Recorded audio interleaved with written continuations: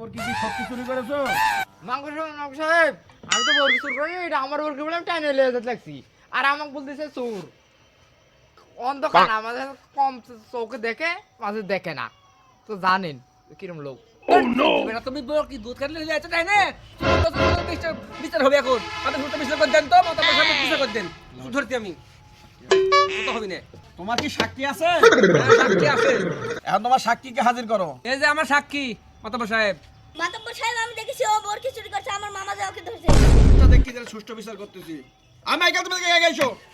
সাহেব বলেন, তুমি ওর বর কি চুরি করছো কি জন্য? ওই তো আমি চুরি করিনি। করেনি তো। তোমার তুমি টাকা দেওয়া কি তো? সত্যি বলা চুরি করছো কি না? হ্যাঁ? চুরি করো। কি জন্য? হ্যাঁ? আয় আর বিশ্বাস ইয়ে হবে। 5 কেজি লঙ্কা নিয়ে এসো। এই আমার পেয়ে যা 5 কেজি কাঁচা লঙ্কা নিয়ে আয়। আচ্ছা মাতব্বর সাহেব, আমি নিয়ে আসতেছি। আচ্ছা যা। এই মাতব্বর সাহেব, এই লঙ্কা তোকে কোথায় খেতে হবে এখন? হ্যাঁ?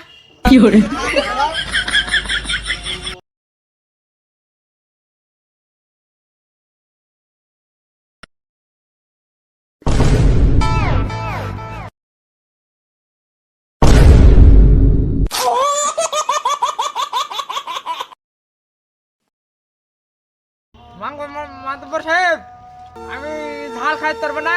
আমার শুদ্ধ পা কাটে ফেলেন, তাহলে হাত কেটে ফেলেন, আমার সম্ভব লে মাতব্বর সাহেব। মাঙ্গুর সাহেব, আমি মাফ করে দেন, আমি আর চুরি টুরি করবো না। আজকের মতন এই জন্য মাইকেল সাহেবকে মাফ করে দেওয়া হলো। আর কোনোদিন চুরি চুরি করবে না। এটাই তোমার শেষ লাস্ট। যাও। আরে যত্ন বিচার আবার হয়, কালকে আবার চুরি করবো। ওইরকম পরদিন পরীক্ষা মাধ্যমিক বড়ের কাছে বিচার দিবে, মাধ্যমিক খালি বিচার নেই বসবি, আর ওই সকাল চুরি করে যাবো।